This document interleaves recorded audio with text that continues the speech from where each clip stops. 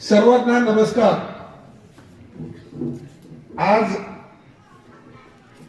राडी या गावी जो शेतकरी मेळावा आयोजित केलेला आहे, या शेतकरी मेळाव्यासाठीचं व्यासपीठ राडी ग्रामस्थ आणि या पंचक्रोशीतील उपस्थित सर्व शेतकरी बंधू भगिनींनो, मी आपल्या सर्वांचं या शेतकरी मेळाव्यासाठी स्वागत करतो। आताच बऱ्याच वेळापासून आपण बसलेला आहात, चांगली चांगली भाषणं किंवा मार्गदर्शन आपण ऐकलेलं आहे। आताच गंगणे बापू साहेबांनी आपल्याला मार्गदर्शन केलेलं आहे।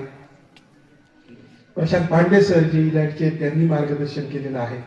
सुमित शेगावकर जे इलाटचे आहेत त्यांनी मार्गदर्शन केलेलं आहे। सलमान शेख आणि वजीर पठाण यांनी आपला अनुभव कथन केलेला आहे की हे प्रॉडक्ट काय आहे। यासोबतच आपले वकील साहेब जे स्वतः याचा अनुभव घेत आहेत त्यांनी आपल्याला या सेंद्रिय शेतीचं मार्गदर्शन केलेलं आहे। मी परभणीहून येत असताना आमची ज्यावेळेस चर्चा झाली त्यावेळेस त्यांनी सांगितलं की राडी गावचे ग्रामस्थ सर्व शेतकरी बंधू भगिनी हे अभ्यासू आहेत आणि अभ्यासपूर्ण शेती करतात आणि चांगल्या पद्धतीने उत्पादन करतात। त्यामुळे मी आपल्या सर्व ग्रामस्थांचं एकदा जोरदार टाळ्या वाजवा की आज आपण या ठिकाणी उपस्थित आहात। आणि मित्रहो, शेती करायचं म्हटलं की सगळ्यात महत्वाची जी गोष्ट आहे 5 घटक आहेत।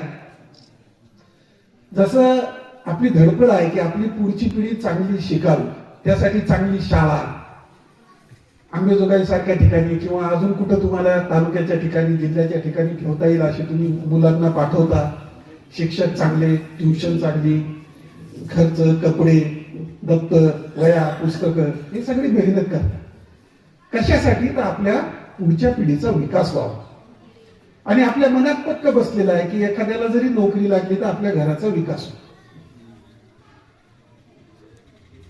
हे सगळं आपण धडपड करता, तो शिकतो आणि तो परत आपल्याला सोडून मोठ्या शहरामध्ये जातो नोकरी करण्यासाठी। आपल्या उपयोगी येत आहे का? नाही। आता जे लोक व्यवसाय करतात, तुम्ही पहा, व्यवसाय करणाऱ्याचा मुलगा 7वी 8वीला असू द्या, मुलगी 7वी 8वीला 10-12 वर्षाची जरी असली तरी तो व्यवसायाची माहिती घेतो आणि व्यवसाय सुरू करतो। गल्ल्यावर तरी बसतो, पैसे तरी मोजतो। हे तुम्ही स्वतः अनुभव घेता। तुमच्याच गावात ज्यांनी किराणा दुकान टाकलेलं आहे किंवा कुठलंही दुकान टाकलेलं आहे, जो 10 वर्षापूर्वी कसा होता आणि आज कसा होता हे तुमच्या निदर्शनास आलेलं आहे।